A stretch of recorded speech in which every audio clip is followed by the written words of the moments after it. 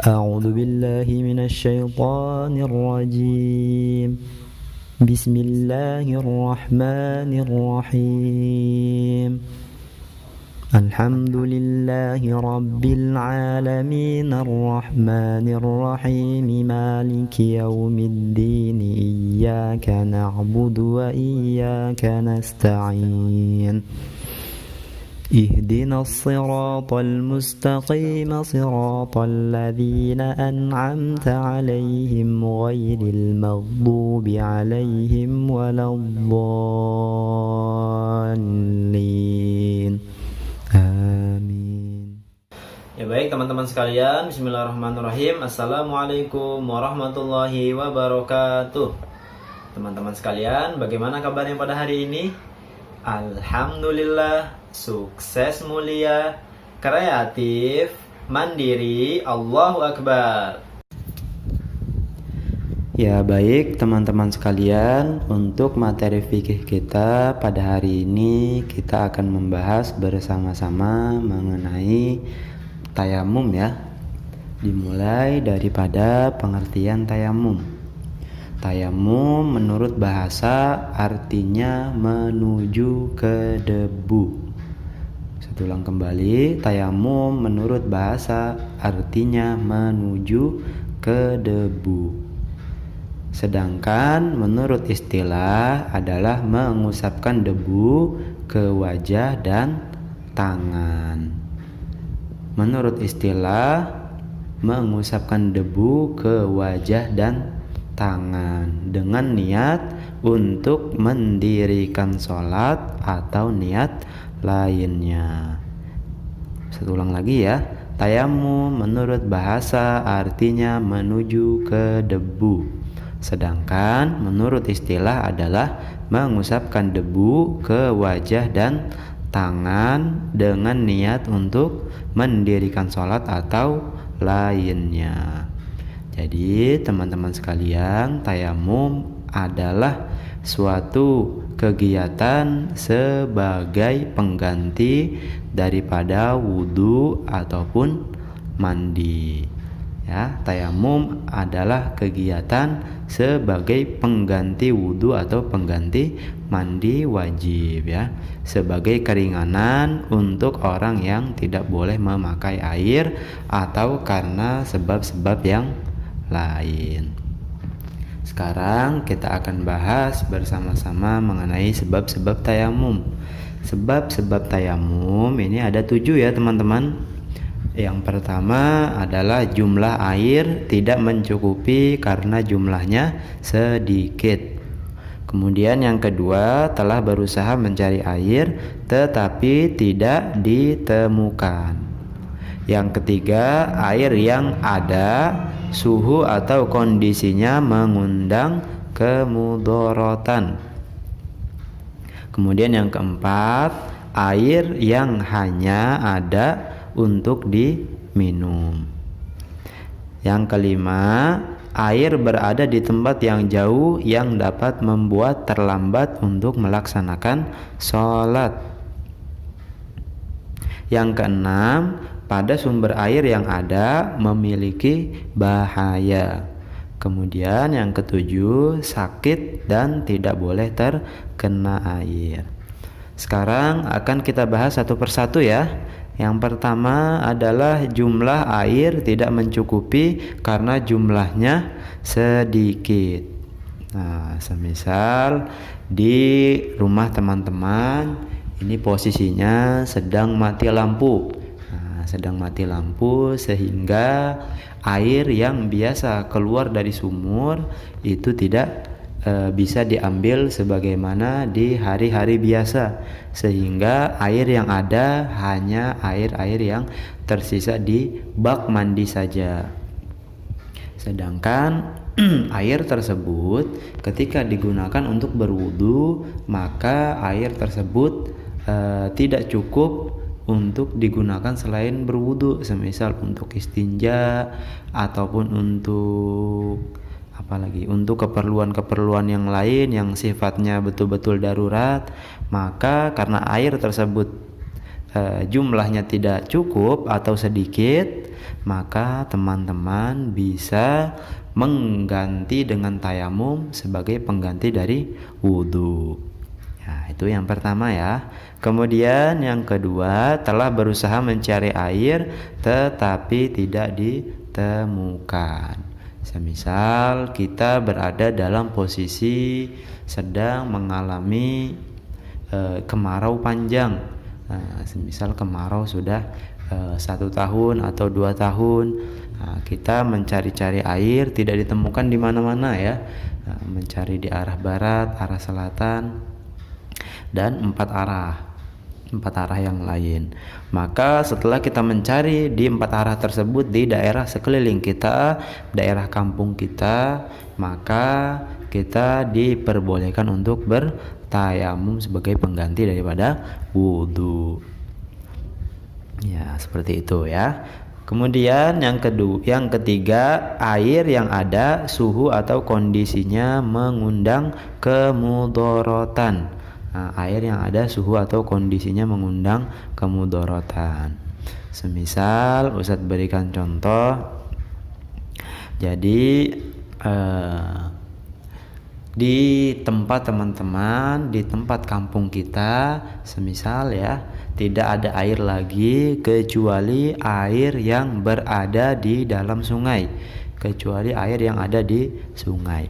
Akan tetapi air yang ada di sungai tersebut suhunya terlalu panas ya, semisal terlalu panas sehingga panasnya tersebut sampai mendidih dan akan mengundang kemudorotan ketika digunakan, akan merusak kulit dan lain-lain. Maka oleh sebab air tersebut tidak cocok ataupun tidak baik untuk digunakan, maka kita diperbolehkan untuk bertayamum. Seperti itu ya. Kemudian berikutnya adalah yang keempat, air yang hanya ada untuk diminum. Nah, semisal contoh ya, contoh ini kejadiannya sama seperti kejadian di sebelumnya, yakni dalam posisi kemarau panjang ya, sehingga setiap orang atau setiap keluarga untuk mendapatkan air itu didapatkan dengan cara membeli ya, didapatkan dengan cara membeli. Akhirnya ketika di dalam satu keluarga yang posisinya air tersebut membeli, sehingga air tersebut hanya digunakan untuk minum saja atau untuk keperluan-keperluan yang sifatnya darurat, maka kita boleh mengerjakan tayamum sebagai pengganti wudhu meskipun posisi di rumah kita itu ada air ya.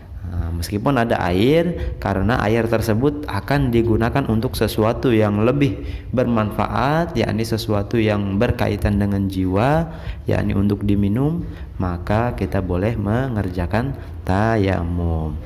Nah, seperti itu ya. Kemudian berikutnya yang kelima, air berada di tempat yang jauh yang dapat membuat terlambat melaksanakan sholat. Satu ulang kembali. Yang kelima adalah air berada di tempat yang jauh yang dapat membuat terlambat melaksanakan sholat. Ini kejadiannya sama seperti kejadian sebelumnya juga ya, berada di masa pandemi ataupun kemarau panjang ya.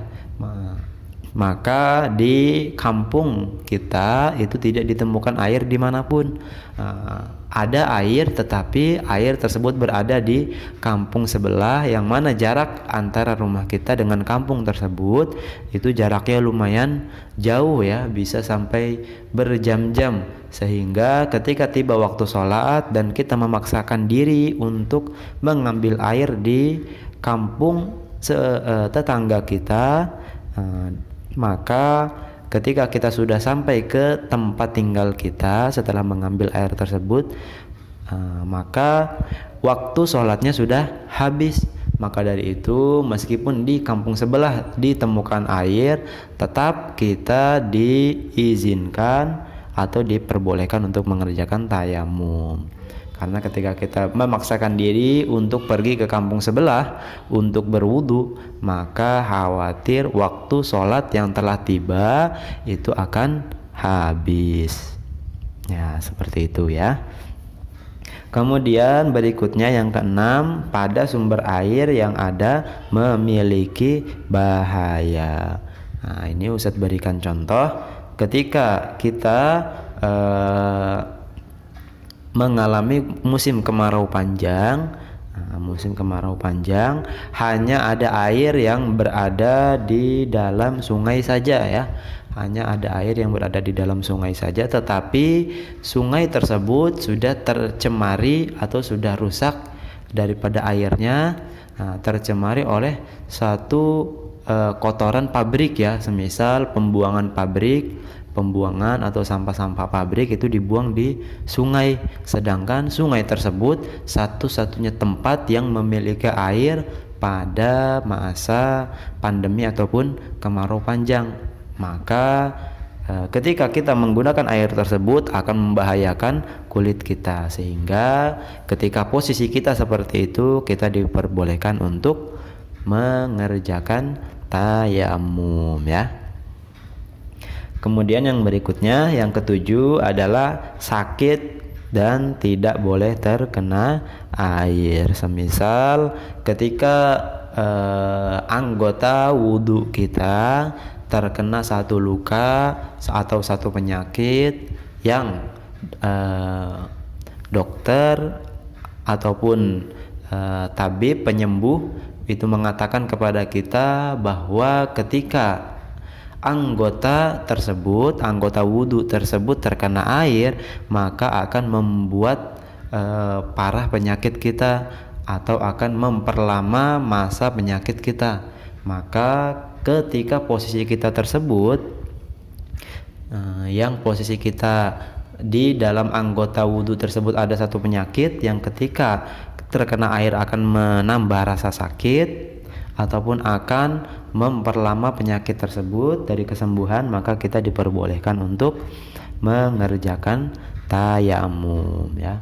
Semisal di kaki kita ya, kaki kita luka terkena macam-macam ya, terkena luka akhirnya kaki kita sobek, sehingga ketika terkena air kulit di kaki kita akan selalu basah ya, sehingga dokter menyarankan untuk tidak terkena air terlebih dahulu, akhirnya diperban. Maka ketika seperti itu kita diperbolehkan untuk mengerjakan tayamum. Nah, seperti itu ya teman-teman. Baik teman-teman sekalian, mungkin itu saja pembahasan seputar sebab-sebab tayamum dari Ustadz. Semoga Allah Subhanahu wa taala memberikan kepada kita kefahaman, kemudahan untuk dapat mengamalkan dan menyampaikan. Baik teman-teman sekalian, mungkin itu saja dari Ustadz. Mohon maaf bila ada kekurangan. Wabillahi taufiq wal hidayah. Wassalamualaikum warahmatullahi wabarakatuh.